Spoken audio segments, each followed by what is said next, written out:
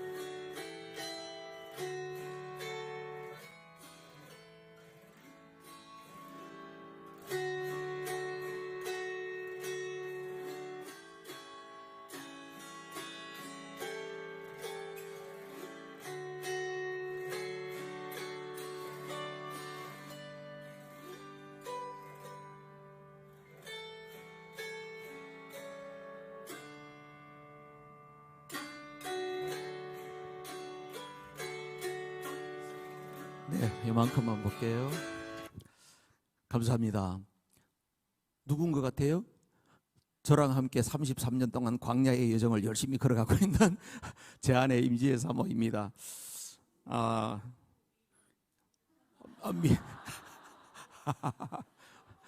그래요? 목사님이 갑자기 왜 저것을 들었을까? 갑자기 아내가 보고 싶어서 같이 보려고 그런 건 아니고요. 오늘 광야 설교를 하면서 저랑 함께 광야의 길을 걸어가고 또 하나님께서 저 악기를 통하여서 많은 사람들을 힐링하고 있는 그런 간증을 또 전할 수 있는 기회가 될 것 같아서 먼저 영상을 보여드렸고요. 저 찬양은 천국 소망이라고 코로나 기간 동안에 여러분들도 너무너무 안타까우셨죠. 예, 코로나 걸리셔가지고 부모님들 이렇게 떠나가시는데 그 감염 때문에 마지막에 가까이 보지도 못하고 너무너무 안타까웠어요. 미국에서는 시신을 모실 곳이 없어가지고 그 유홀이라고 있죠. 이삿짐차 거기다가 밑에 막 얼음을 깔고 거기다가 막 시신들을 막 촉 재워놓고 이런 정도로 처참했어요. 그런 상황에서 천국 소망 찬양을 그렇게 해서 이제 영상으로 올렸는데 많은 분들이 그 찬양을 통해서 많이 위로가 됐다, 그런 간증을 듣게 되었습니다. 우리 인생을 광야 같은 인생이라 그래요. 여러분들도 돌아보면 정말 힘든 광야 같은 인생을 걸어왔구나 그런 생각이 드세요? 나는 탄탄대로를 걸어왔다 이런 사람 없을 거예요. 광야 같은 인생을 걸어오셨는데 오늘은 광야 이야기를 좀 나눠봤으면 좋겠다 그런 생각이 듭니다. 또 복습을 해야지요. 성경의 주제가 뭐라 그랬어요? 하나님 나라. 할렐루야. 복음의 주제는 또 뭐지요? 복음의 주제, 복음의 주제. 하나님의 나라. 헷갈리면 안 됩니다. 복음의 내용은 뭐예요? 예수 그리스도다. 성경의 내용은 뭘까요? 예수 그리스도 똑같다. 오케이. 예. 이제 확실하게 되신 것 같아. 제자 훈련은 단순 반복 지속이다. 그렇죠? 단순 반복 지속입니다. 계속해서 마음에 새기시길 바라요. 그래서 성경은 하나님의 나라에 대한 이야기입니다. 성경의 내용은 신약 성경도 그렇고 구약 성경도 그렇고 예수 그리스도에 대한 이야기입니다. 그래서 이것을 딱 하나로 만들어 보면은 하나님께서는 예수 그리스도를 통해서 반드시 뭐를 해요? 하나님의 나라를 세우십니다. 그 일에 우리가 먼저 부름받았고 그 일에 하나님께서 우리에게 먼저 은혜를 주셨고 또 우리를 통해서 수많은 사람들이 주님 앞으로 돌아오게 하는 그 엄청난 비밀을 우리 하나님께서 성경을 통해서 말씀해 주고 있다 이거예요. 그래서 그 모든 과정들을 뭐라 그러냐면 하나님의 구속사라 그래요. 그걸 뭐라 그런다고? 하나님의 구속사예요. 구속사는 풀어서 이야기하면 하나님의 구원 역사예요. 근데 이 구원 역사라고 하는 것이 제가 출애굽기만 이야기하니까 목사님은 아는 게 출애굽기밖에 없어. 창세기도 알아요. 창세기는 뭐냐 하면은 하나님의 구원 역사를 미리 그림으로 쫙 그렸어요. 출애굽기가 쓰여지기 전에 창세기에서 이미 하나님은 구원 역사를 딱 그리셨다니까요. 창세기는요, 여러분 딱 네 가지 생각하면 돼요. 네 가지의 사건이 나오고요, 네 인물이 나옵니다. 네 가지 사건은 뭐냐 하면은 창조가 있고요, 그 다음에 타락이 있고요, 그 다음에 노아 홍수 사건이 있고요, 바벨탑 사건이 있어요. 여기 어디까지냐? 창세기 1장부터 11장까지 이야기예요. 네 가지 사건, 그걸 보고 원역사라 그래요. 그런데 여기서부터 이미 인간이 딱 타락하고 나니까 하나님의 구원 계획은요, 3장에서 아담과 하와가 타락하거든. 그런데 3장에서 아담과 하와가 타락하자마자 하나님은 바로 그 아담과 하와를 구원할 계획을 말씀하세요. 그것이 창세기 3장 15절이에요. 여인의 후손을 통하여서 하나님께서 구원할 것을 약속하세요. 그리고 창세기 3장 21절에 가면 하나님께서 아담과 하와가 그 치마 만들어 입느라고 하루 종일 치마만 만드는 거예요. 치마만 만들면 그냥 잎사귀가 다 오그라붙어가지고 나는 봤다 이렇게 되는 거예요. 그래서 하나님께서 어떻게 해요? 가죽옷을 지어 입혔다는 거예요. 가죽옷이 만들어지려면 뭐가 있어야 되겠어요? 누군가가 희생이 필요하잖아요. 그래서 하나님의 구원 계획을 벌써 인간이 타락함과 동시에 바로 하나님은 구원 계획을 주십니다. 4장에 가면요, 가인의 아벨을 죽여요. 가인이 아벨을 죽이는 그 사건을 통하여서도 하나님께서 구속의 계획은 셋이라고 하는 아들을 또 주심으로 말미암아 하나님의 구속사의 계획을 이어가세요.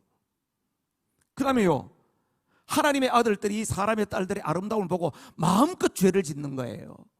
그때에 하나님께서는 어떻게 노아의 가족을 통하여서 하나님께서 새로운 역사를 써가시는 구원 계획을 만들어 가세요. 그렇게 또 새로운 노아로부터 이어지는 그 세대가 이어졌는데 또 타락해. 어떻게? 바벨탑 쌓아. 또 바벨탑 꼭대기가 닿아서 우리 하늘에까지 이르자. 왜냐하면 물로 심판했다는 이야기 들었어. 아이고 물로 해보세요. 우리는 올라갈 거예요. 하늘까지 올라갈 거예요. 높이 쌓는 거예요. 인간이 그렇게 했어요. 근데 하나님께서는 어떻게 해요? 창세기 11장 마지막에 보면 데라의 족보가 나옵니다. 데라의 족보. 데라가 누구예요? 데라. 그렇죠. 아브라함의 그 족보가 나오는 거예요. 데라의 족보가 나왔다는 것은 벌써 아브라함을 하나님께서 예비하고 있다는 이야기 아니겠습니까? 그러니까 바벨탑 사건으로 해서 인류가 타락하고 잘못되는 길을 가지만은 하나님께서는 그래도 포기하지 않고 아브라함이라고 하는 인물을 통하여서 하나님의 구원 역사를 써 가시겠다. 창세기예요. 이미 출애굽기 나오기 전에 하나님은 구원의 계획을 쫙 미리 이야기하신 거예요. 자, 그리고 난 다음에요, 네 인물이 나오죠. 여러분 잘 아시는 아브라함, 이삭, 야곱, 요셉. 이 네 인물이 12장부터 5장까지 나옵니다. 그런데 참 놀랍게도 창세기는요, 창조 이야기를 목적으로 쓴 책이 아니라고 하는 것을 이야기하는 거예요. 왜냐하면 이 원역사 이야기는 1장부터 11장까지밖에 없어. 그런데 이 네 인물의 이야기가 12장부터 50장까지 나오는 이야기예요. 그러니까 결국은 뭐예요? 창세기는 하나님의 구원 역사를 통하여서 어떠한 삶을 살아내느냐 하는 이야기가 창세기 중요한 내용이에요. 여러분, 아브라함과 대비할 수 있는 사람 누군지 아세요? 롯이죠. 아브라함은 하나님의 말씀을 따라 살았고, 롯은 어떤 사람? 눈에 보이는데 어디가 좋을까? 소돔과 고모라 쪽으로 가잖아요, 그죠? 예, 안목의 정욕을 따라서 살았던 사람이에요. 이삭은 어떤 사람이에요? 이삭은 하나님의 은혜로 태어난 사람이죠. 그런데 인간의 노력으로 태어난 사람이 있어요. 누구지요? 이스마엘이죠. 이스마엘. 하갈이 사라가 남편을 막 닥달했잖아요. 당신 아직까지는 희망이 있어, 어떻게 좀 해봐, 이렇게 해가지고 내 몸종이라도 줄 테니까 이렇게 해가지고 이스마엘을 낳게 하잖아요. 이삭을 낳을 때는 어떻게 해요? 아내의 경수도 끊어주고 아브라함도 나이도 많고, 그래서 보니까 성경에는 아브라함하고 사라하고 같이 동침했더니 애를 낳았다 이런 이야기가 없어요. 그러니까 그냥 하나님이 준 거야. 그래서 이거는 하나님의 은혜의 선물이고 이거는 율법의 소산이다, 이렇게 볼 수 있어요. 야곱 이야기가 나오죠. 누구와 대비돼요? 에서죠. 야곱은 좀 얍삽한 것 같지만은요, 야곱은 인생의 위기가 올 때마다 어떻게 해요? 하나님한테 살려주세요. 이걸 잘했다니까. 여러분, 이걸 잘 하셔야 돼. 여러분, 우리도 실수하고 잘못할 수 있잖아요. 그런데요, 눈치가 빨라야 돼. 하나님 앞에 잘못했으면 딱 살려주십시오, 이걸 잘 하셔야 돼요. 그게 바로 뭡니까? 회개라고 하는 것이에요. 회개. 제 은사 목사님은 그러더라고요. 자기는 그렇게 이야기하는데, 하나님 알았어요, 말로 하세요. 나 말로 해도 알아들어요. 왜냐면 하나님 무서운 거야. 말로 하세요, 말로 하세요. 야곱은 그런 사람이었어요. 뭐 속이고 그냥 기회주의자이고 그런 것 같지만은 결정적인 순간에는 하나님 앞에 돌아왔어요. 에서는 어떤 사람이에요? 이거는 육성의 사람의 대표예요. 인간의 혈기로 사는 사람의 대표예요. 그 다음에 요셉이 있습니다. 요셉의 형들이 있습니다. 그죠? 요셉의 형들은 시기 질투의 대명사예요. 여러분, 이 사람들을 보면 어떻게 해요? 워드 시스템이 있고요, 하나는 월드 시스템이 있어요. 하나님의 말씀을 따라서 살아가는 그런 구조로 살아가는 사람이 있는가 하면, 세상의 정욕, 세상의 유행, 세상의 힘을 따라서 살아가는 그런 유형의 사람이 있다는 거예요. 오늘 우리에게 분명히 말씀하시는 거예요. 너는 어떤 길로 갈래? 너는 월드 시스템이냐, 너는 워드 시스템이냐. 창세기에서부터 벌써 하나님의 구속사의 그림을 쫙 이야기해 주는 것입니다, 이게.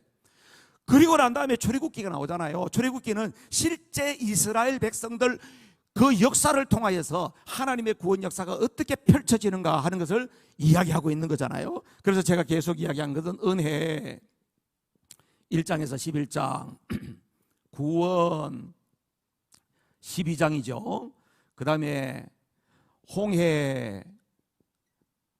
홍해는 세례라고 풀었죠. 누가 이렇게 설명했어요? 아침에 오늘도 읽었어요. 고린도전서 10장 1절 2절에 사도 바울이 우리 조상들이 구름과 물 아래서 뭘 받았다? 세례를 받았다. 세례는 바로 뭐예요? 내가 죽는 거다. 내가 죽는 거다. 예수님께 돌아가실 때에, 예수님께서 십자가에 죽으실 때에 그 죽음이 바로 내 죽음이 되고, 예수님이 사망 권세를 깨고 일어나셔서 부활하시는 것이 바로 그 부활이 내 부활이 되고, 예수님께서 부활 성천하셔 하나님 우편에 계시는 그 성규의 사건, 성천의 사건이 바로 장차 내가 누릴 사건이 된다고 하는 것은 바로 뭐예요 돼요? 세례가 있어야 돼. 세례가. 내가 죽어야 된다는 거예요. 내가 죽어야 주님의 그 엄청난 그 부유함과 영광스러움이 내 것이 된다는 거예요. 내 것이 된다. 죽어야 삽니다. 할렐루야. 따라해주세요. 은혜 받고 살겠습니다. 예수로 죽고 예수로 살겠습니다. 그렇습니다. 자, 그 다음에 어떻게 해요? 5대 광야가 나오죠. 자, 이게 5대 광야입니다. 광야가 5개만 있겠습니까? 그런데 출애굽기에 대표적인 광야 5개를 이야기해주고 있는 거예요. 이게 몇 장이 돼? 세례는요 13, 14장이에요. 요거는 15장에서 18장이에요. 5대 강야 이야기예요. 5대 강야 이야기를 더 풍성하게 이야기하고 있는 것이 요즘 여러분들 민수기 하고 있다면서요. 주일날 목사님이 민수기 설교하신다 그러더라고요. 민수기가 바로 뭐냐? 광야의 이야기예요. 광야의 이야기. 그죠? 시내 광야에 있었던 거, 바란 광야에 있었던 거, 마지막에 모압 광야에 있었던 거, 이스라엘 백성들이 어떻게 해왔던가 하는 것에 대해서 이야기를 하고 있고, 오늘 읽은 고린도 전서 1장 10절에서 11절까지 나오는 이야기가 바로 뭐냐 하면은 사도 바울이 고린도 교회를 향하여서 이 사람들아, 하나님께서 우리에게, 우리 조상들이 그 광야의 길을 걸어가면서 잘한 거 하나도 없고 불평 원망하다 맴매 맞고 벌 받고 이랬겠던 이유를 낱낱이 써준 이유가 뭔지 아느냐? 그것이 오늘 살아가는 우리에게 본보기가 되고 말세를 살아가는 우리에게 경고를 주기 위해서 그 말씀을 써놓은 거야. 오늘 읽으셨잖아요. 그 이야기죠. 민수기가 바로 이 5대 광야를 다루고 있습니다요. 그 다음에요, 내일 아침에 보면 시내산에 대한 이야기고, 시내산에 대한 이야기를 하겠죠. 말씀이에요. 하나님께서 말씀 율법을 주셨어요. 19장에서 24장까지예요. 그리고 난 다음에 마지막에는 성막이에요. 이것은 25장에서 40장까지예요. 하나님께서 매일 예배, 매일 하나님과의 대면하는, 교통하는 것을 요구하고 계시거든요. 그것이 마지막에 예배로 이어집니다. 이 예배는 뭐하고 연결될까요? 레위기와 연결이 되겠죠. 그 다음에 시내산 말씀은 뭐하고 연결될까요? 신명기, 모세의 마지막 설교 3편하고 연결이 되겠죠. 야, 여러분들 출애굽기만 배운 게 아니에요. 모세 5경을 이번에 5일 만에 다 끝낸 거야. 할렐루야. 옆에 있는 분 나오면 수지만 났다, 대박 났다.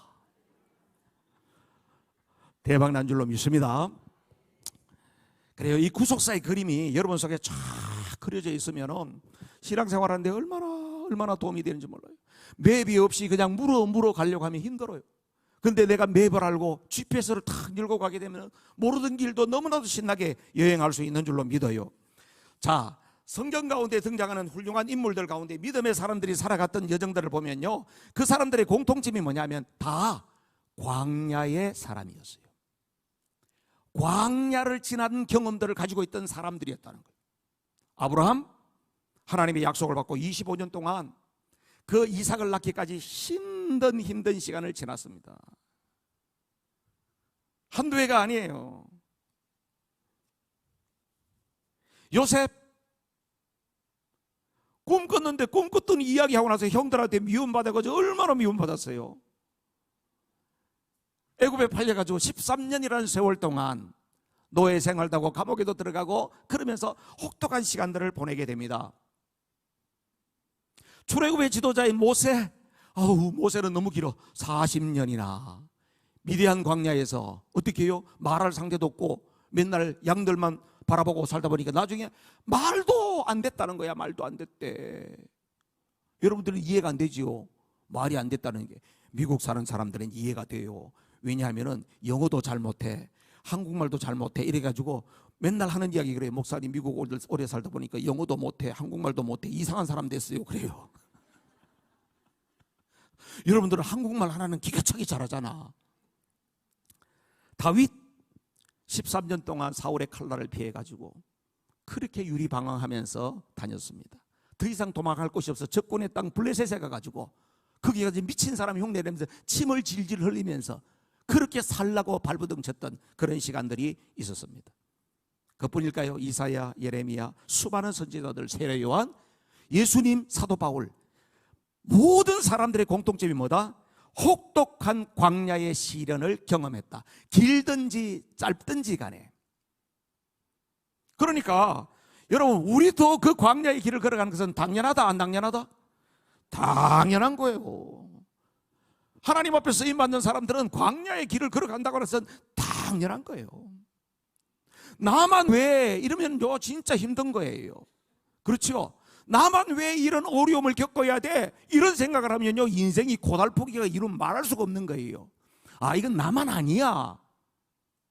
믿음의 사람들이 걸어갔던 길이야. 그것은 이스라엘 백성들이 선택한 길이 아니야. 불기둥과 구름기둥의 인도를 받아 보니까 광야로 가더라고. 하나님이 그 길로 가게 하셨어. 오늘 내가 가는 이 길도 하나님께서 이 길을 가게 하신 줄로 믿습니다. 아멘이시죠? 그래야 그 광야의 길도 콧노래 부르면서 갈 수 있는 줄로 믿어요. 할렐루야.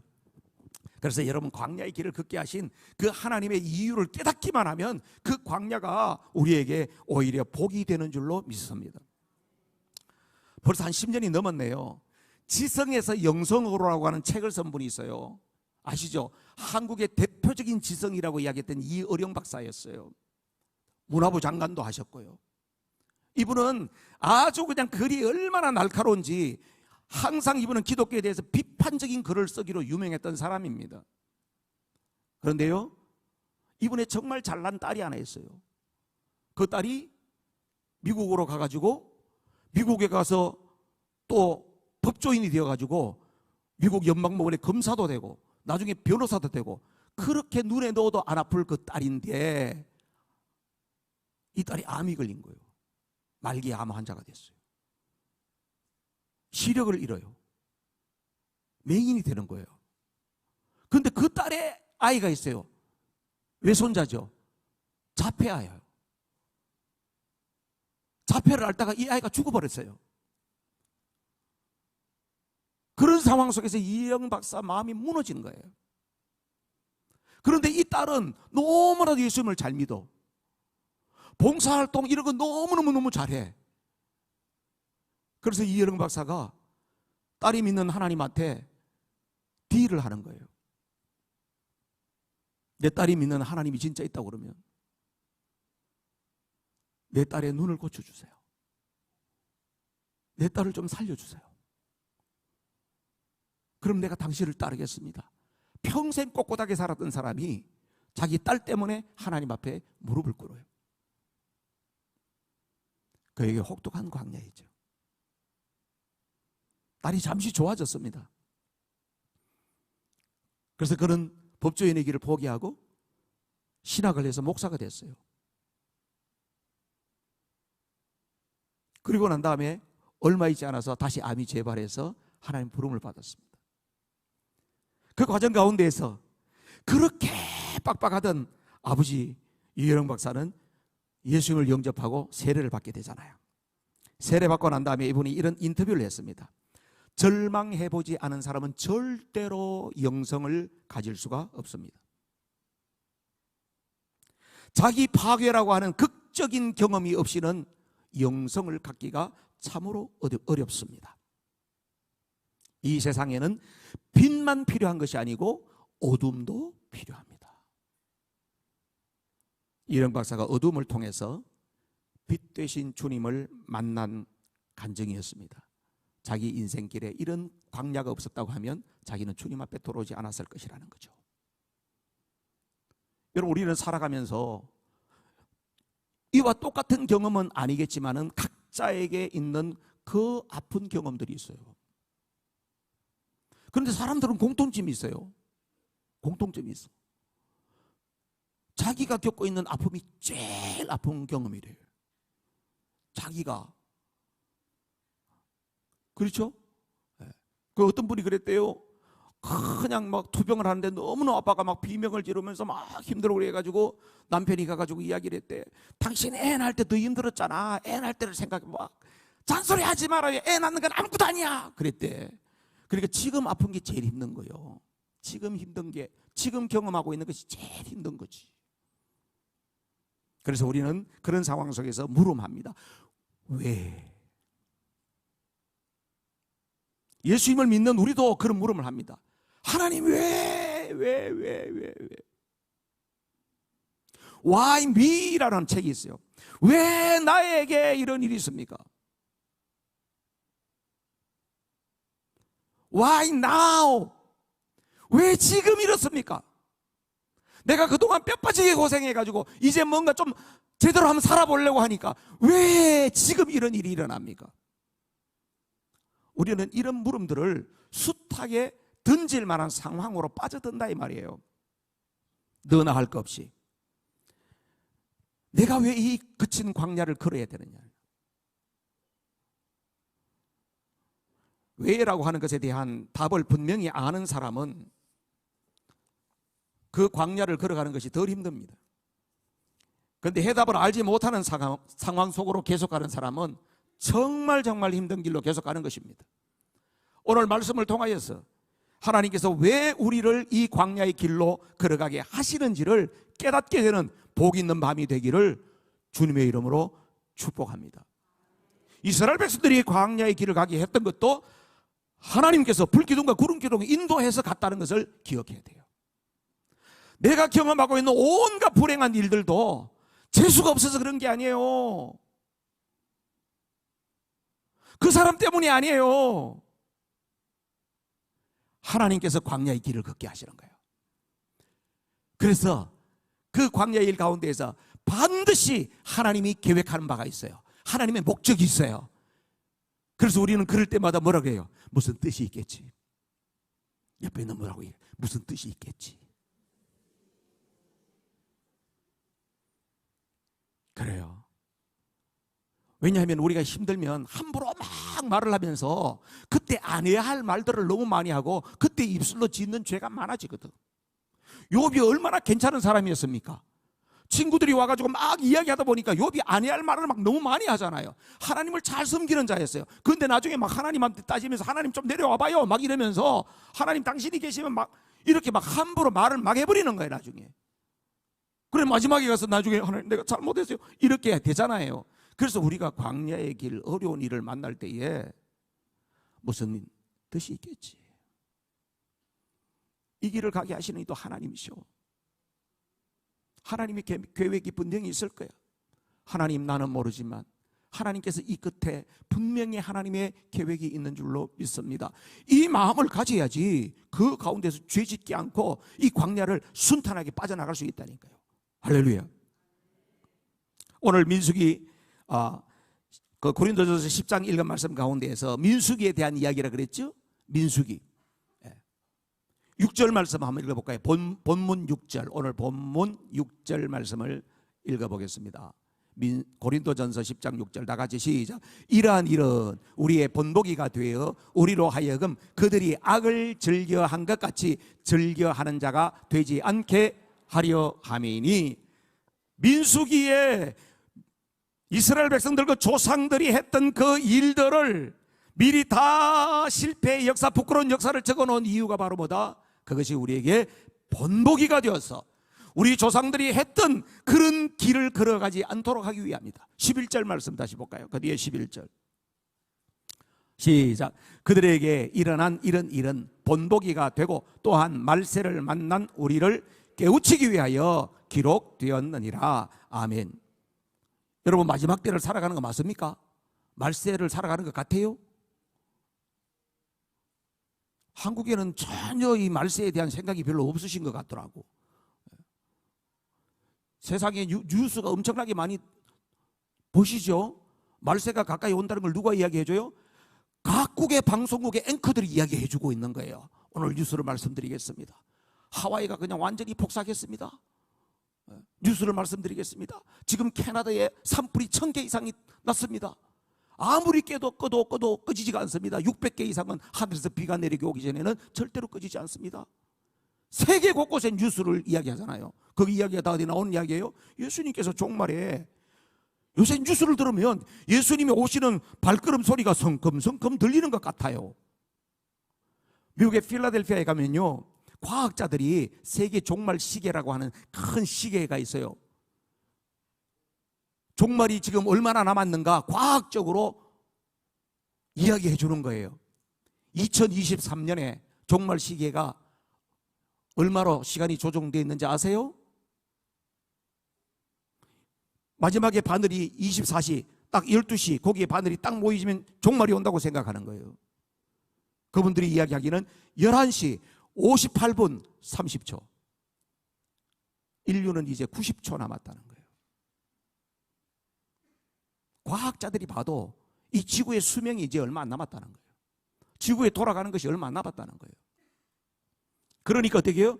우리는 말세를 살아가는 사람인데 말세를 살아가는 사람답게 성경 속의 믿음의 사람들이 성공하고 잘 살아갔던 것을 본보기 삼고 또 실패했던 그 역사를 우리의 거울 삼아서 어떻게 해야 된다? 이 광야의 길을 하나님 앞에 믿음으로 잘 살아내기를 오늘 사도 바울이 우리에게 간곡하게 부탁하고 있는 줄로 믿습니다.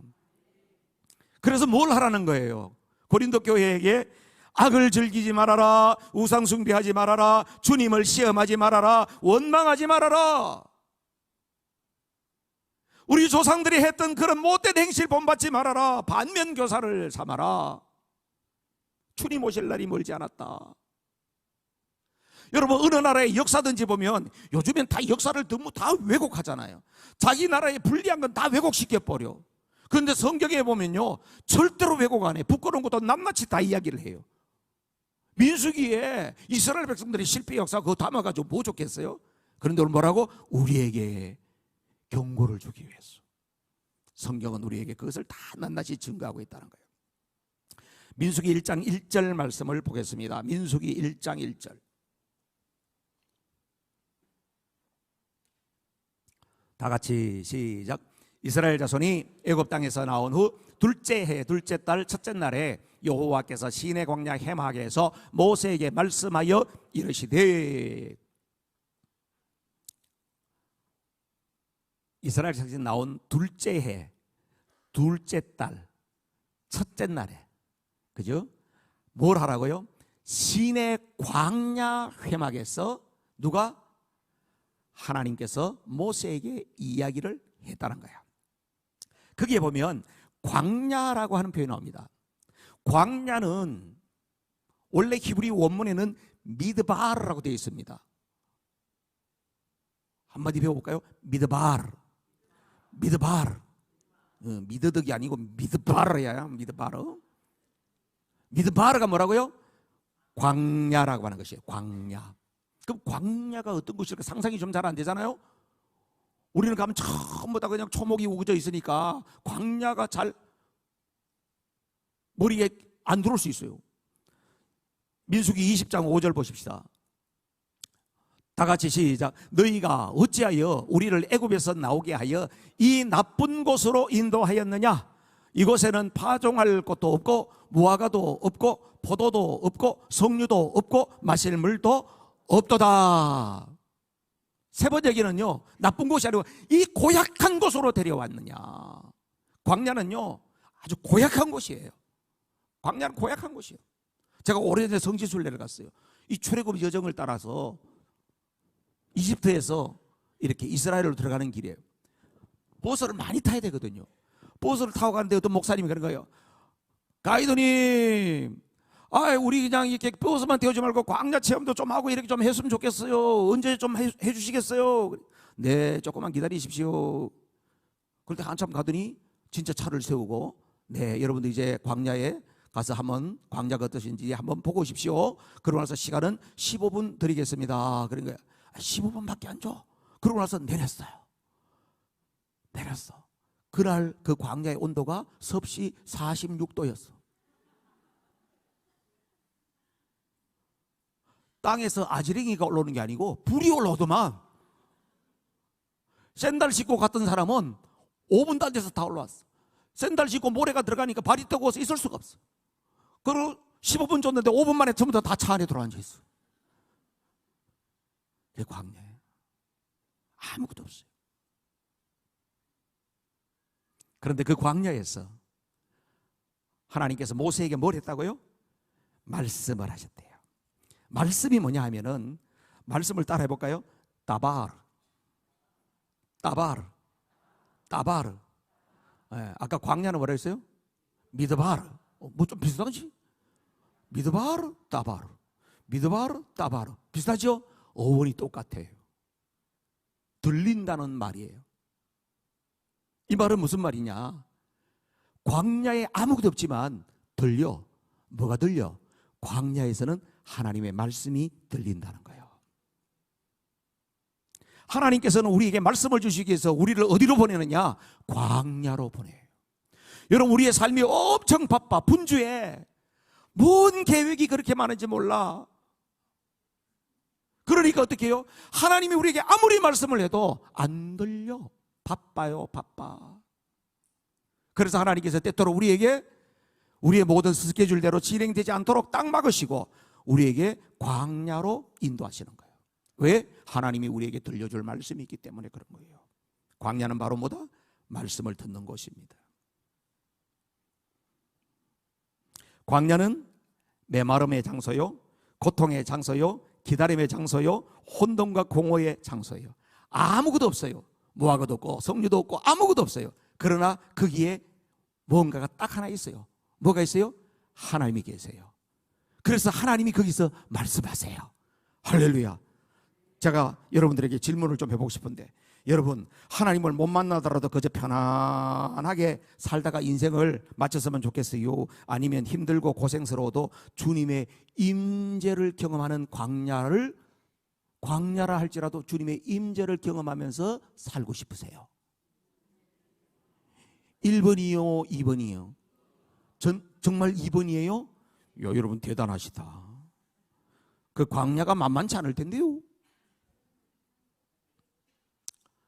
하나님께서는 광야의 길을 걷게 하시는데 거기에 분명히 하나님의 메시지가 있어요. 그런데 우리 성도님들 가운데에서 참 아쉬운 분들이 계세요. 광야의 길을 걷게 하셔서 하나님의 메시지를 들려주시는데도 불구하고 애써 귀를 막으면서 자기 고집, 자기 방식을 버리지 않고 끝까지 그 길로 가려고 하는 사람이 있어요. 광야의 길을 걸으면서 하나님의 음성을 애써 거절하면서 이런 사람 보고요, 개고생을 한다고 이야기를 하는 겁니다. 지혜로운 사람은 어떻게 해야 돼요? 하나님 알았습니다. 말로 하십시오. 말로 하십시오. 알았습니다. 광야에는 하나님의 음성이 딱 들리면 어떻게 해요? 순종이에요. 하나님 말씀에 아멘하고 따르는 거예요. 내가 아무리 중요한 것이 예 알겠습니다 하나님, 내가 놓겠습니다 이거예요. 이걸 놓지 못할 때 어떻게 해요? 우리 광야는 그만큼 더 길어지는 거예요. 여러분 지나갔던 인생이 막 주마등처럼 스치죠. 그때 내가 빨리 나서야 했는데 그거 끝까지 붙들고 본전 뽑으려고 그러다가 완전히 쫄딱 망했네. 광야에서 그런 경험들 우리는 숱하게 합니다. 여러분 우리 기독교가요, 지금까지 이렇게 참 아름답게 성장해 올 수 있었던 것은요, 기독교 역사 가운데에서 참 훌륭한 사람들이 많이 있었어요. 그 중에 하나는 저는 이 수도원 운동, 과거에 수도원에 들어가서 평생 도 닦고 영성훈련을 했던 사람들이 있어요. 그 수도원이 어디서 생겼냐면요, 광야에 생겼어요. 이런 데 있는 것이 아니에요. 뭐 요새는 뭐 그냥 기도원도 다 하니까 도시 기도원 뭐 이렇게 해가지고 번화한 데 있었다마는 수도원 같은 데는 아주 메마른 광야에 가서 일평생 거기 가서 고행하고 그러면서 하나님의 음성 듣고 그런 걸 기록을 납비고 이렇게 해서 오늘날까지 우리에게 기독교의 영성을 끌어올리는 데 굉장히 기여한 사람들이 있어요. 그래서 헬리나 오웬이라고 하는 사람은 우리에게 뭔 이야기를 하냐면 광야의 영성을 이야기하는데, 현대인들이 아무리 바쁘다 할지라도 자기 스스로 광야의 그 공간과 시간을 만들어야 된다는 거예요. 그게 어떤 분에게는 새벽 기도가 될 수 있고요, 어떤 분에게는 저녁에 나만의 시간을 구별해서 하나님 앞에 드리는 시간일 수 있고요, 또 어떤 분은 1년에 몇 차례씩 그도 기도원에 가서 며칠 동안 지나면서 기도하는 시간을 가질 수도 있고요, 또 어떤 사람은 며칠 동안 금식을 하면서 하나님 앞에 집중하는 시간을 가질 수도 있고. 무슨 이야기예요? 현대는 너무 바쁘기 때문에 광야에서 말씀하시는 하나님의 음성을 듣지 못할 때가 너무나 많다는 거예요. 그래서 우리가 스스로 의지적으로 하나님 앞에 구별하지 않으면 하나님 음성 듣기가 점점 더 어려운 시대가 되어졌다고 하는 것을 말합니다. 광야의 장소를 한번 만들어 보실래요? 힘들어도 거기에 하나님의 음성이 있어요. 하나님의 임재가 있어요. 하나님의 위로가 있어요. 우리 인생에서 풀지 못했던 그 답이 거기에 있어요. 자, 그 다음에 이 광야 가운데에서요, 자, 5대 광야를 오늘 이제 구체적으로 5개를 이야기를 해드리려고 그러는데요. 자,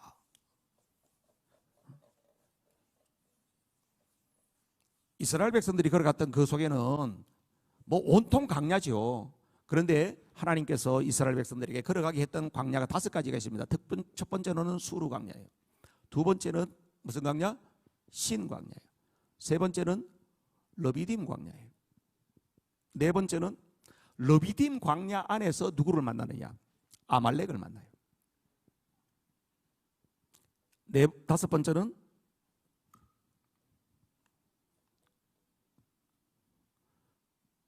신의 광야예요.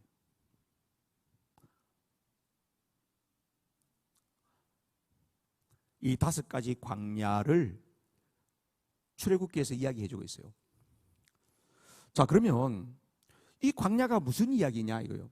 수르 광야는 여러분 이런 이야기입니다. 홍해를 건넜어요. 이스라엘 백성들이 전부 다 그 홍해를 경험하면서 건넜어요. 그죠? 세례를 경험했지 않습니까? 그리고 난 다음에 얼마나 신이 났습니까? 미리암이 막 그냥 쏘고치면서 그 출애굽기 15장에 막 찬양하는 거 보면 너무나도 영광스러운 장면이잖아요. 그리고 난 다음에 걸어가는데 3일 동안 물이 없는 거예요. 홍해를 건넜던 그 감격은 다 사라졌어요. 3일 동안 광야를 걸어갔는데 물이 없으니까 얼마나 기갈이 있었겠어요. 그래서 사람들이 물 찾고 있는데 딱 수르 광야니까 물이 있는 거예요. 물이 있어요. 그래서 물이다 그러면서 달려가가지고 막 물을 퍼먹었어요. 근데 갑자기 어때요? 막 배가 아파가지고 또글또글 굽으면서 죽겠다고 난리가 났네. 누가 물을 먼저 먹었을까요? 성경에는 안 나오는데 이걸 아는 분에게 상금을 내가 드려야 되는데 상금을 준비해 왔단 말이에요. 누가 물을 먼저 먹었을까? 예? 할렐루야. 성질 급한 사람. 이야, 2층에서 들리는데 누가 그랬어요? 손 들어보세요. 예? 아, 할렐루야. 여기서 성질 급한 사람이라고 했어요? 권사님이세요? 집사님이세요? 예, 집사님을 위해서 $2 드리겠습니다. 꼭 찾아가십시오. 이 $2짜리는 미국에서도 구하기 힘듭니다. 제가 선교사님들 강의하러 갔을 때 항상 이렇게 $2를 준비해 갑니다. 성질 급한 사람이 먼저 갔겠지. 어디 가나 성질 급한 사람이 이 사고를 치는 거야. 그죠? 배가 아파 똘똘 구부른 거야. 그래서 하나님이 어떡합니까? 모세가 하나님 앞에 기도할 때에 나뭇가지를 보이시고 그걸 물에 던져 넣어라. 위렌 위어비스라고 하는 성사학자는 그 나뭇가지는 십자가라고 해석을 했습니다. 자, 여러분 수르 광야는 우리에게 무엇을 이야기하고 있냐면 이스라엘 백성들이 기대하고 있었던 건 뭡니까? 물 기대했잖아요. 그런데 자기가 기대했는데 그 기대가 기대대로 안 되던 거예요. 자, 이걸 보고 수르 광야는 우리에게 기대치가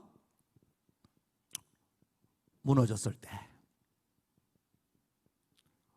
우리는 이런 광야를 만나게 됩니다. 우리 자녀들이 좋은 대학에 들어가려고 열심히 준비했습니다. 그런데 뚝 떨어졌습니다.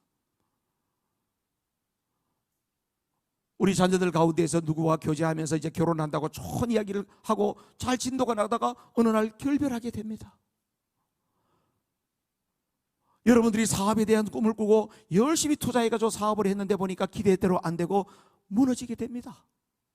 기대치가 무너지는 일들이 수없이 일어납니다. 그러면 이걸 어떻게 해결하라고요? 십자가를 적용하라. 십자가를 적용한다고 하는 것은 여러분이 십자가 앞에 섰을 때에 어떤 마음이 들던가요? 십자가 앞에서 여러분들이 특별한 경험이 혹시 어떤 경험이 있으셨나요? 십자가 앞에서 정말 한없이 울어봤던 사람은 십자가 앞에 설 때마다 내 실상이 적나라하게 드러나면서 하나님 앞에서 올바르지 못한 내 모습을 회개했던 그런 경험들이 있을 거예요. 오늘 수르 광야는 우리에게 무엇을 이야기하냐면 우리가 꿈도 꾸고 기대도 갖고 많은 걸 가지고 있지만은 결국은 하나님 앞에 서 보니까 그것은 내 헛된 야망이었구나. 그 나의 욕심이었구나. 내가 잘못된 것이었구나 하는 것들을 그 앞에서 발견하고 깨닫게 된다는 거예요. 신광야예요. 신광야라고 하는 것은 이스라엘 백성들이 출애굽할 때 양식을 얼마나치 가지고 갔냐면 45일분을 준비해 갔습니다. 한 달 보름치. 실제적으로 애굽에서 가나안까지 가는 길은 빨리 가면 한 열흘, 2주면 갈 수 있는 길입니다. 그러면 이스라엘 백성들이 45일치 준비했다고 해서 넉넉하게 준비했다는 거예요. 그런데 그 양식이 뚝 떨어집니다. 신광야는 우리에게 무엇을 이야기해 줄까요? 경제적인 문제일 수도 있고요, 삶의 기반이 무너지는 거예요. 여러분, 삶의 가장 기초 기본이 무너지는 거예요. 그런 위기가 우리에게 끊임없이 찾아온다. 하나님께서 그런 광야로 우리를 이끄세요. 그런 광야 우리 등을 떠밀어요. 지금도 그런 사람이 있을 수도 있어요. 돈 때문에 너무나도 힘들고, 내가 지금 건강이 무너져서 너무나도 힘들고, 삶의 기본이 무너지는 경우가 있어요. 그러면 이걸 어떻게 해결해야 되느냐? 하나님께서 너무나도 잘 알고 계셔. 45일치 양식이 딱 떨어지는 것을 하나님께서 하늘에서 내려다보고 있었던 것 같아. 딱 떨어짐과 동시에 뭘 줘요? 하늘 양식을 비같이 만나를 내려주시는 거예요. 그러면서 하나님은 뭘 가르쳐줘요? 공급자 하나님. 하나님이 공급자 되신다는 거예요.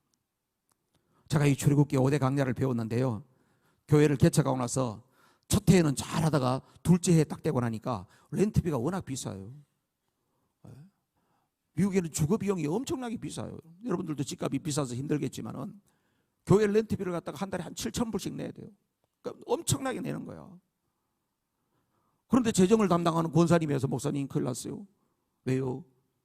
교회 밸런스가 재정이 2,000불밖에 없어요. 7,000불 내는데 2,000불밖에 없대요. 근데 한국 교회 같으면은 아마 그랬을 것 같아요. 여러분, 교회가 지금 운영이 어렵게 됐어요. 그래서 여러분 우리 같이 기도하고 그렇게 해보십시다, 이렇게 했을 것 같아요. 근데 제가 이민교회 목사들은요, 그렇게 이야기해버리면요, 그날로 교인들이 다 다른 교회를 가버려요. 왜냐하면 자기 교회 의식이 별로 없어. 아, 여기 큰일 났구나, 도망가버려. 그렇기 때문에 그런 이야기 할 수도 없어. 네, 알았습니다. 그러고 나서 혼자 교회에서 3일 동안 금식했어요. 답이 없으니까. 그런데 이 말씀이 딱 생각이 나는 거예요. 공급자 하나님. 하나님은 공급자십니다. 하나님이 공급한다고 그러지 않았어요. 하나님은 공급자십니다. 그냥 3일 내내 그랬던 것 같아. 하나님은 공급자십니다. 하나님은 공급자십니다. 계속 그랬어. 그럼 3일 금식을 쫙 하고 나면 누군가가 쫙 그냥 부유하게 생긴 분이 한번 쫙 이렇게 귀걸이 있단 많은 거 달고 와가지고, 목사님 하나님이 보내서 왔습니다, 이래야 될 텐데 쥐새끼 한 마리도 없어. 하나님이 전혀 이야기를 안 하셔요. 아니, 금식을 해서만 하나님은 그래도 뭐라도 조금이라도 이야기해 줘야 될 텐데 전혀 이야기를 하셔요. 침묵하시는 하나님. 아, 섭섭하대.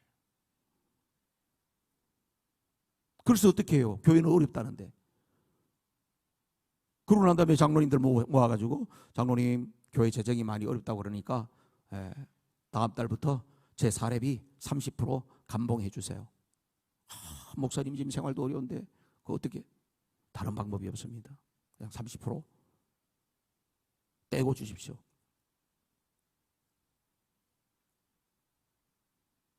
그런데요, 그 해 연말에 2,000불밖에 없던 밸런스가 2만 몇천 불이게 이혼이 되더라고. 하나님 공급자시더라고요. 이름도 빚도 없이 감사한금을 몇천 불씩 하는 사람이 생기더라고. 여러분에도 분명히 삶의 기반이 흔들리는 문제가 찾아올 거예요. 그때 뭘 이야기해야 돼요? 불평원망하고 사람들 찾아다니고 돈 꾸러가고, 그렇게 하면 망신만 당해. 공급자가 하나님이십니다. 공급자가 주님이십니다. 나는 주님만 신뢰합니다. 이 믿음의 고백을 갖기를 주님의 이름으로 축복합니다. 르비딤은요, 뭐냐 하면은, 르비딤에 갔는데, 광야에 갔는데 또 뭐가 없어요? 물이 없어요. 기가를 만난 거예요. 물이 없어요. 이 기가를 만났는데요, 이 시험은, 이 광야의 시험은 우리에게 무엇을 말하느냐면, 삶의 의미를 상실할 때, 여러분, 삶의 의미를 상실한다고 하는 것이 바로 뭐냐면요, 내가 먹고 살만해요. 애들도 다 잘 됐어요. 신앙생활도 그동안 했어요. 그런데 내가 한 모든 것이 의미가 없는 거예요.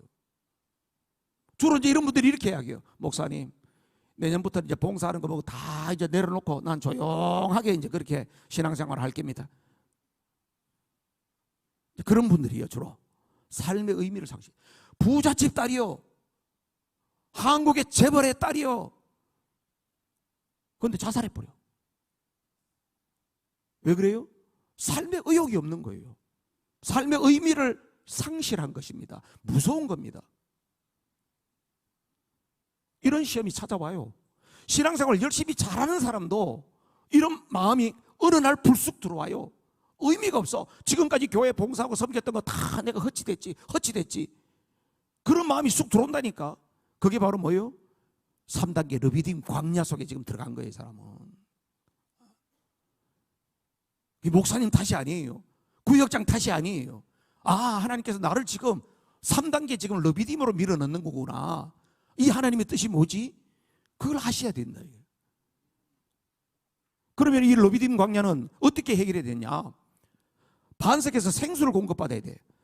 생수를 공급받아라. 여러분, 생수를 공급받으려면 어떻게 돼요? 기도하고 하나님 앞에 매달리고 성령으로 충만해야지 생수가 터지는 것이에요. 할렐루야. 기도도 열심히 해야 돼요. 그냥 설렁설렁 하나님 주시려면 주고 말라면 말고 하나님만 배짱 부리는 거 아니야. 나도 배짱이 있어요. 이래가지고 누가 하나님 응답하시겠어. 하나님 앞에 매달리고 주여 사모합니다. 내가 지금 너무나도 드라이합니다. 건조합니다. 지금 의미가 없습니다. 지금 내가 뛰고 달려도 시원찮을 판에 지금 내가 왜 이렇게 침체에 빠져 있습니까? 하나님 나를 불쌍히 여겨주세요. 하나님 앞에 부르짖어. 반석에서 생수가 터지듯이 그 속에 성령의 충만한 역사가 일어날 때 내가 언제 그랬냐 할 정도로 그 광야를 쑥 지나가게 되는 줄로 믿습니다. 여러분, 광야는요 뭐 하면 되냐면요, 여러분 학교 가면요 이런 거 있잖아. 패스 학점이 있잖아. 패스 하면 되는 거예요. 광야에서 눌러 앉아가지고 나는 광야에서 그냥 계속 살 거예요. 그럴 필요 없어. 하나님께서는 우리에게 광야는 패스하라는 거예요. 그런 단계를 주면서 너는 패스 통과 하면서 그런 과정을 통해서 우리가 하나님 앞에서 귀한 하나님의 동력자로 우뚝 세워져 가는 것입니다. 네 번째, 아말렉이 나오잖아요. 아말렉은 문제가 뭐냐면 사람 원수예요. 세상에 원수 사람 원수 생기면 참 힘듭니다. 그렇죠? 내가 다른 사람 성공을 못 시켜요. 내가 무슨 능력이 있어 뭐 성공을 못 시켜. 그런데 내가 마음 먹고 이놈의 자식 네 인생 발목 한번 잡아본다 이런 사람 한번 만나면은 진짜 인생 힘들어집니다. 사람 원수 진짜 무서워요. 인간관계 비틀어지면요 진짜 힘들어. 그렇죠? 힘들어. 인간관계가 이게 얼마나 힘든지 몰라. 여러분들은 인간관계 힘든 거 별로 경험만 안 하신 것 같아요. 얼굴이 그냥 너무 행복해 보인다. 인간관계 힘들어요. 저도 그냥 목회하는데 그냥 끊임없이 달라붙어서 힘들게 하는 사람이 하나 있었어요. 얼마나 힘든지 몰라. 나이도 나하고 똑같아. 장로님 아들이야. 괜찮은 사람이야. 직장도 아주 괜찮은 사람이야. 그런데 이 친구가 그냥 사사건건 나를 힘들게 해. 얼마나 힘들게 하는지 몰라. 다 뒤에서 이상하게 조사해가지고 해가지고 그냥 수하고 법정에 그냥 끌려가게 만들고 또 나중엔 또 위협한다고 교회 올 때 뒤에 권총 차고 봐. 이렇게 권총 차고 이렇게 해가지고 불룩하게 해가지고 내 앞에서 얼쩡얼쩡. 난 총 갖고 왔다. 그 사람은 총 갖고 다니는 직업이야. 그래서 총 갖고 왔어. 다 갖다 하는 거야. 사람 원수 진짜 힘들어요. 근데 우리는요 그런 사람 원수를 만났을 때 바로 어떤 생각이 드냐면 마음속에 분노가 일어나기 때문에 어떻게 해요? 똑같이 대적하고 싶은 마음이 생기는 거예요. 근데 성경에서는 이 사람 원수를 만났을 때 어떻게 해결하는 것을 이야기해 주고 있어요. 아말렉을 만날 때 어떻게 해결한다? 17장에 보면 나와요. 여호수아는 저 밑에서 전쟁을 하고 있어요. 아말렉하고. 근데 모세는요 이 산꼭대기 위에서 손 들고 기도를 하고 있어요. 근데 옆에서 보니까 모세의 손이 내려오니까 밑에 있는 여호수아가 지는 거야. 모세가 주여 하면서 다시 손을 올리니까 여호수아가 힘을 내서 이기는 거예요. 그런데 이 모세가 계속 들고 있을 수가 없잖아요. 그랬더니 아론과 훌이 이 원리를 딱 깨닫고 나서 얼른 옆에 가가지고 돌을 옆에 두고 고아가지고 양쪽에서 모세의 팔을 붙들고 있으니까 모세의 손이 내려오지 않잖아요. 그러니까 대승리를 거두더라는 거예요. 사람 원수를 만나면 어떻게 하라? 기도의 동력자를 찾아라. 기도의 손을 높이 들어라. 할렐루야. 사람 원수 갈봐가지고 절대로 이길 수가 없어요. 사람 원수하고 같이 부딪혀가지고 절대로 문제 해결되지 않아요. 내가 끝까지 저놈 사과를 받아내야 돼. 사과 절대로 안 한다니까. 안 해요. 기도의 손을 높이 들어야 돼요. 혼자 할 수가 없어요. 이거는. 그 누구를? 기도의 동력자를 찾아야 돼요. 그런데 지금 문제는 뭐냐면 눈 씻고 봐도 기도의 동력자가 없네. 이게 불행이야. 그래서 옆에 나와 함께 문제를 나누고 기도할 수 있는 기도의 동력자가 있다는 것이 얼마나 복인 줄로 믿어요. 옆에 있는 분들한테 물어보세요. 네 나한테 기도해 줄 거냐? 이렇게 물어보세요. 해준대요? 해준대요. 감사. 마지막에는 여기는 기도의 동력자죠. 기독교의 동력자들과 높이 손을 들어라. 하나님 앞에. 그 다음에 신의 광야예요. 신의 광야는 이런 거예요. 지도력에 한계가 와요.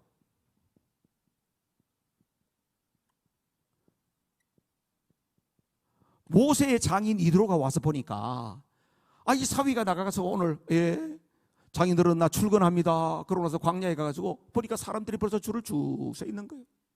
사람들이 모세에게 재판을 받으러 온 거예요. 어떻게 오셨습니까? 이놈이 우리 집에 닭을 잡아먹었는데 안 먹었다고 오리발을 내밉니다. 나는 안 먹었다니까. 너 먹는 거 봤잖아. 너희 집에서 닭털이 있더라. 이러면서 싸우는 거야. 판결을 내려주십시오. 그럼 모세가 하루 종일 그 많은 사람들의 판결을 다 해야 되니까 그 땡볕에 서가지고 있으면서 사람들은 얼마나 지칠 것이며 모세는 얼마나 힘들겠어요. 그러면서 오늘은 자 이만 하겠습니다. 그러니까 줄 서 있던 사람 가면서 다 불평할 거 아니에요. 오늘 하루 종일 기다리고 나도 못하고 얼마나 불평해. 그러니까 리더십에 한계가 오는 거예요. 그러니까 장인 이드로가 이보게 자네도 딱하고 백성들도 너무 안 됐네. 그렇게 해서는 안 되겠네. 어떻게 해요? 천부장과 백부장과 50부장 10부장을 세워서 일을 나누세. 드림팀을 만들라는 거예요. 드림팀을 만들어 동력하라는 거예요.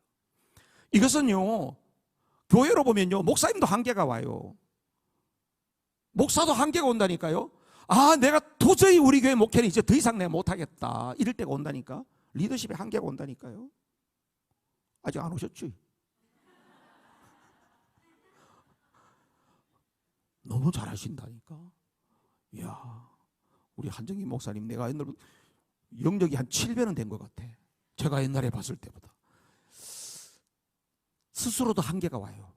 목회에 한계가 와요. 위기가 와요. 그럴 때 혼자 해결하려면 절대로 해결이 안 돼요.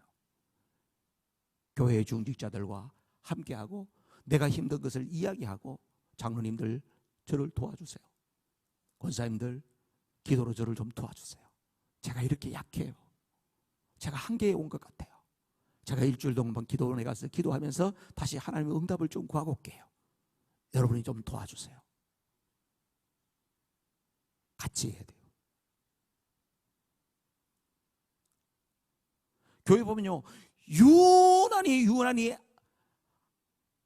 단점을 잘 찾아내는 분이 계세요. 매의 눈으로.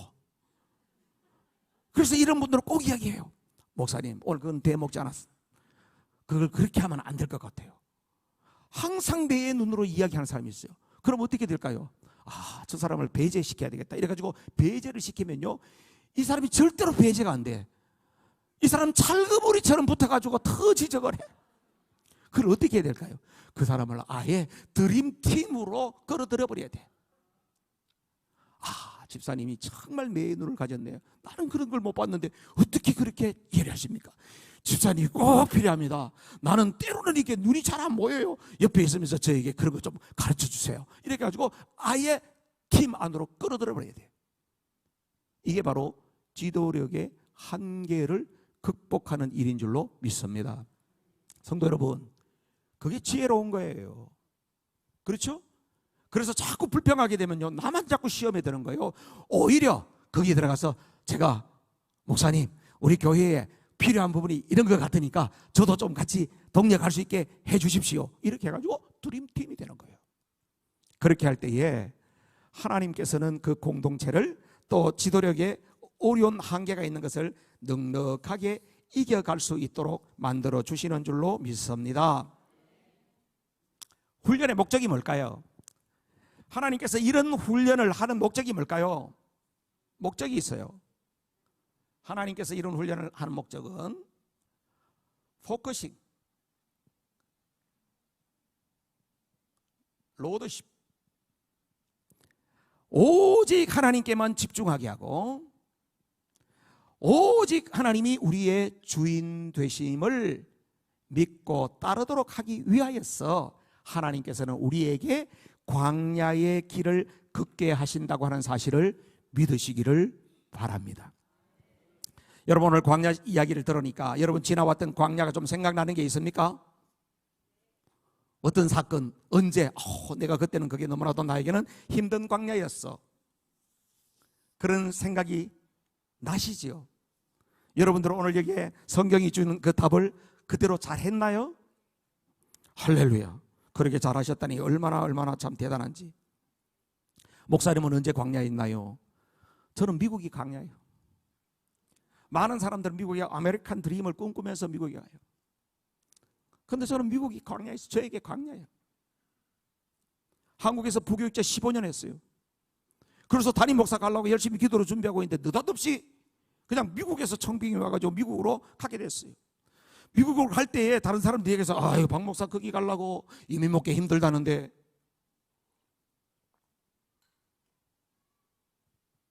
이민 먹기 힘들다는데 그런 이야기를 하는 거예요. 그랬더니 또 어떤 선배는 이렇게 이야기해요. 야, 박 목사, 이민 목회는 군대 생활 10배란다. 이렇게 이야기를 하는 거예요. 그런데 뭐 제가 안 가봤으니까 뭐 그렇게 하겠어? 그런 생각이 들었어요. 그런데 미국은 저에게 혹독한 광야가 됐어요. 예배를 드리러 오는 교인들이 예배를 하러 오는지 싸우러 오는지를 모르겠어요. 예배 잘 드리고 나서 인사 끝나고 나서 식당에 가보니까 싸우고 있는 거야.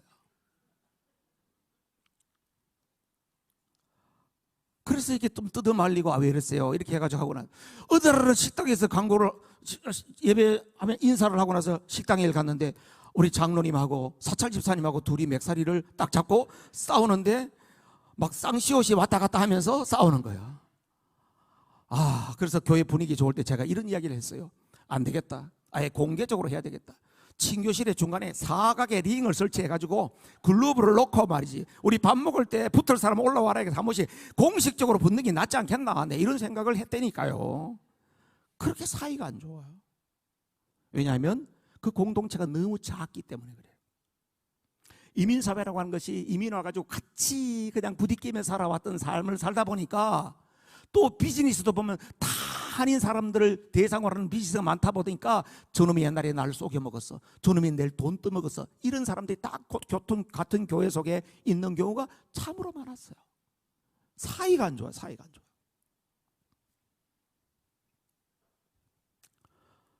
교회 안에 시나리오가 많이 나와요.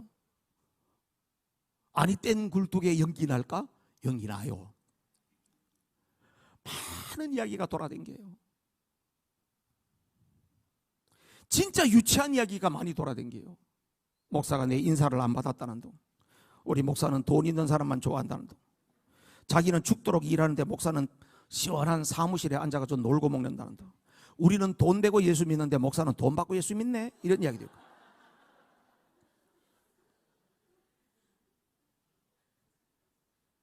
또 그런 이야기가 또 목사한테 해줘요.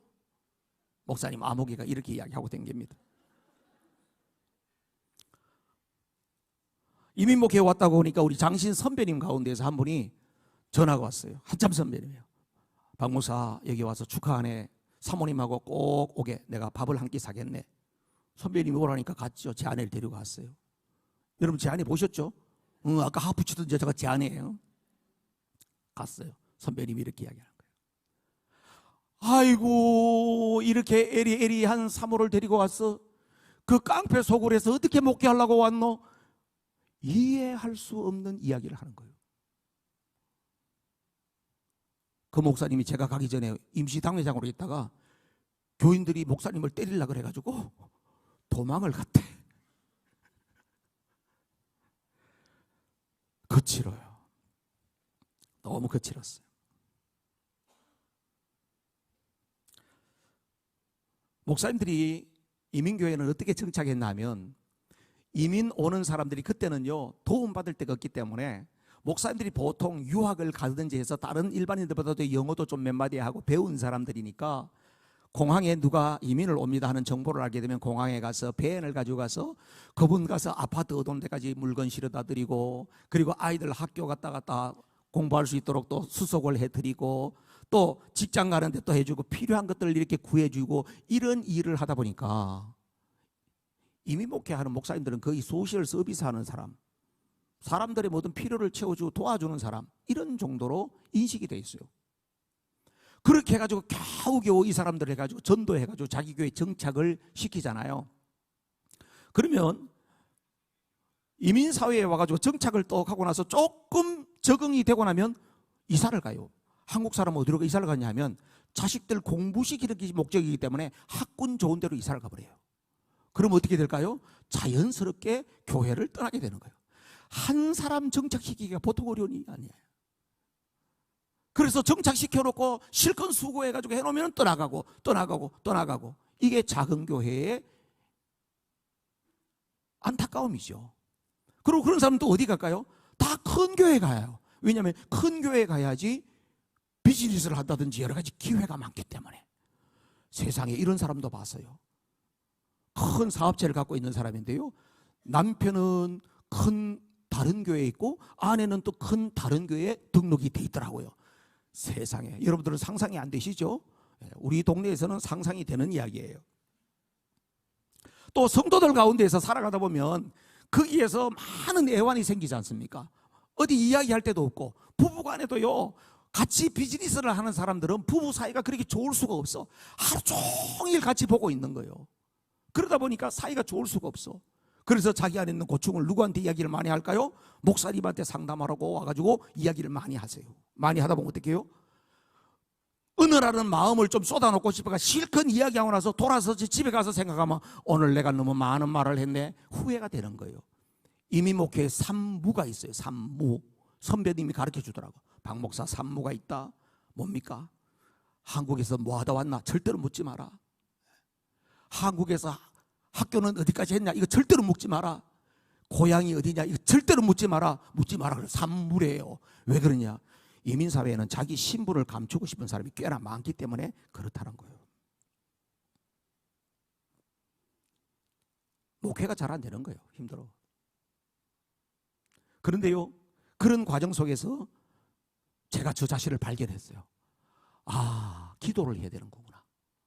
목사가 기도 안 했겠습니까? 기도를 했지. 그런데 기도를 이렇게 해서는 안 되겠구나. 그래서 기도를 아주 많이 해야 되겠구나, 그런 생각을 해가지고 새벽기도 끝나고 나서 열심히 기도를 하고 보면 한 30분 간 거예요. 그래서 새벽기도가 와서 기도를 하려고 주여 하고 앉아있다 보니까 너무 피곤해서 앉아서 조는 거야. 조는데 그냥 조는 정도 하고 심하게 자버리는 거야.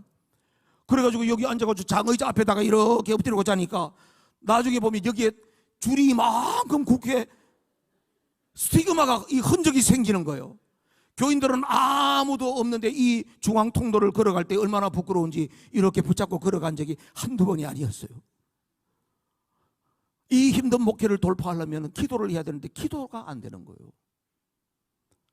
담임 목사가 된 저 자신이 기도 훈련이 안 돼 있다는 것을 거기 가서 제가 깨달았어요.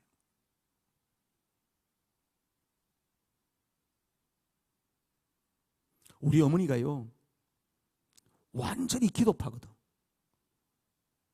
밤 12시에 기도하러 교회에 들어갔다가 아침 7시까지 기도하는 사람이거든. 혼자 그냥 뭐 방언하다가 방언 찬양하다가 막 환상 보다가 막 별걸 다 하고 온 세계를 다 돌아다니다가 아침이면 돌아오시는 분이거든. 근데 저는 어린 시절에 우리 어머니의 그런 모습이 너무나도 싫었거든. 왜 그러냐면 밤새도록 그렇게 뜨겁게 기도하고 기독해야 되는데 와가지고는 저한테 막 쌍욕을 하거든. 거칠어. 제가 둘째인데 말이에요. 우리 어머니는 그냥 첫째가 우상이야. 형님 맨날 이야기하고 저는 항상 서러운 밥이야. 근데 나중에 물었어요. 내가 대학 가가지고 엄마는 왜 나한테 이렇게 했어요? 나는 그런 적 없다. 또 싹 잡아떼대. 엄마가 많이 편애했어요. 많이 편애했다고요. 제가 그러니까 아이고 야, 나는 그런 적이 없다 이러시더라고. 그래서 나는 엄마의 신앙생활이 별로 마음에 안 들었어요. 그래서 신학교 다닐 때도요, 열심히 기도하고 이래서 나한테 방언이 팍 오잖아요. 막 그냥 켜갖고 이거 방언이 오면은요, 저는 그때 더 열심히 해야 되는데 그때는 입을 다물었어요. 그리고 나서 저는 이렇게 금방진 소리를 했어요. 주님, 됐습니다. 저는 말씀만 있으면 됩니다. 내가 이렇게 금방졌었어요. 근데 목회가 안 되니까 기도를 해야 되겠는데 그 생각이 나고 우리 어머니 그 기도하던 걸 내가 무시하고 했던 게 생각이 나면서 회개가 되는 거예요. 하나님 잘못했습니다. 하나님 잘못했습니다. 우리 엄마의 영성을 나에게 주십시오. 내 기도의 영역을 주세요. 나도 방언으로 기도 좀 하게 해주세요. 기도를 갖다가 열심히 했어요. 그러면 주님께서 바로 주실 줄 알았어요. 1년하고 2년하고 3년 했는데도 방언이 안 터지더라고. 달라고 그럴 때는 달라고 그러지 않을 때는 오던 방언이 달라고 그러니까 안 오더라고. 그래서 저는 우리 하나님께서도 성격이 보통이 아니시다 하는 것을 그때 알았어요.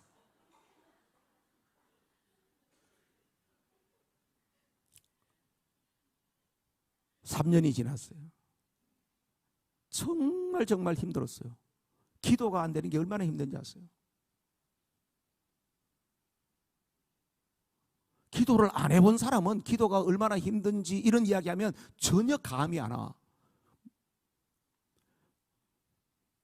기도의 사람들이 기도가 안 된다는 게 얼마나 힘든지 몰라요. 근데 어느 날 아침에 새벽에 하나님께서 저에게 폭포수처럼 부어주시는 거예요. 저는 그날을 잊을 수가 없어요. 저는 목사가 돼가지고 담임 목사가 돼서 방언을 받았다니까. 그 장면은 뭐와 같았냐 하면은 한국에 있을 때에 홍수가 나면요, 저 춘천에 있는 소양댐 방류하는 그 KBS 뉴스에 9시 뉴스에 나오잖아요. 그죠?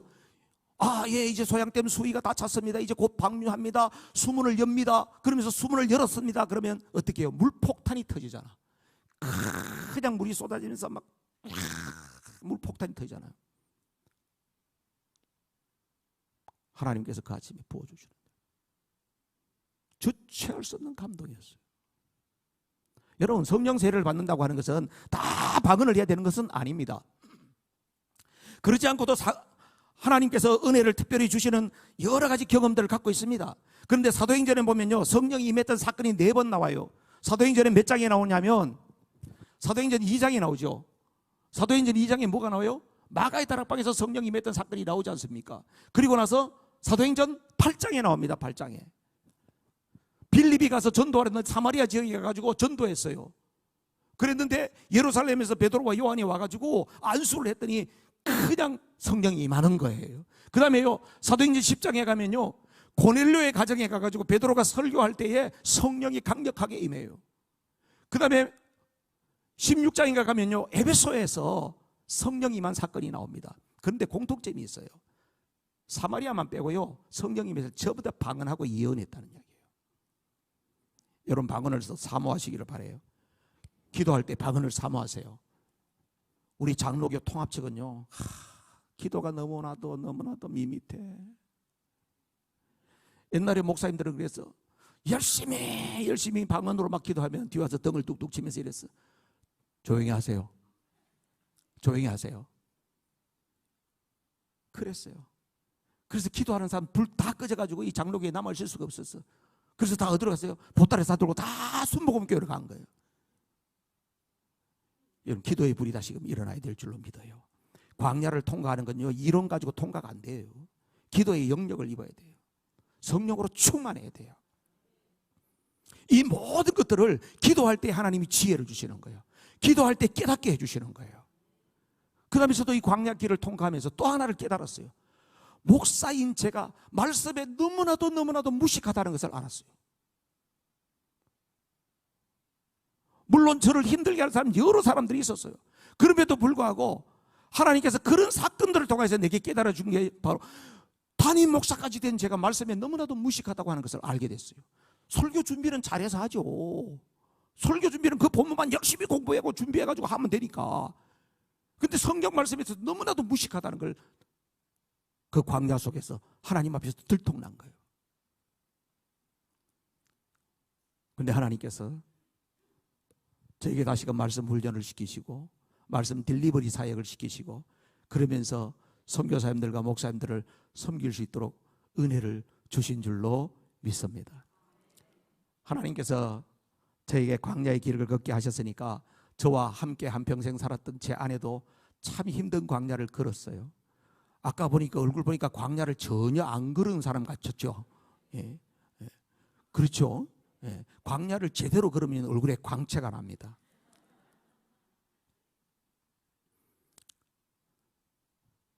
목회가 힘들 때 제 아내도 목사님을 공격하다가 목사님이 잘 버티면 공격하는 사람이 누구에게로 가냐면 사모에게로 가요. 그리고 자식들에게도 가요. 제 아내도 그래서 많이 힘들었어요. 정신적으로 받은 충격이 너무나 컸어요. 사람들도 못 만났어요. 한때. 그때에 하나님께서 그 악기를 안겨줬어요. 그리고 혼자 하루에 집에서 5시간, 6시간 찬송가만 계속 치면서 기도하고 울고 기도하고 울고 그런 시간이 있었어요. 그러면서 그 세월이 지나면서 그 악기가 자기를 힐링하고 이제는 많은 사람들을 힐링하는 힐링 사역자가 됐어요. 역대상 25장에 보면은 다윗이 찬양의 군대를 세우는 288명의 찬양의 군대를 세우는 이야기가 나와요. 제 아내의 비전은 하프 찬양단 288명을 세워서 찬양의 군대를 세우는 거예요. 그리고 지금은 그 악기를 통해서 많은 사람들을 힐링하고 있어요.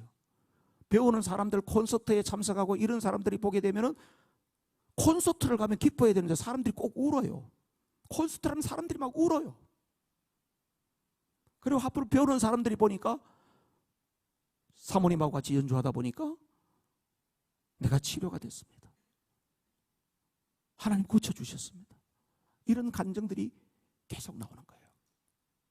사랑하는 성도 여러분, 하나님께서는 우리에게 광야의 길을 걷게 하시는 것은 그냥 너 죽어봐라, 너 고생 좀 해라, 그게 아니에요.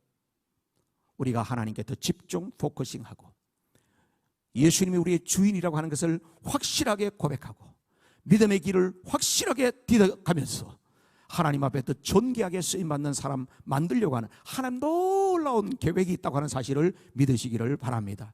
지금도 힘들고 어려운 광야 가운데 있습니까? 생각을 바꾸십시오. 채널을 바꾸십시오. 광야를 걷게 하시는 이가 누구다? 우리 하나님이십니다. 그 광야 끝에는 반드시 하나님의 약속이 있습니다. 하나님의 계획이 있습니다. 여러분을 위대하게 쓰시고자 하는 하나님의 원대한 계획이 있다고 하는 사실을 믿으시기를 바랍니다.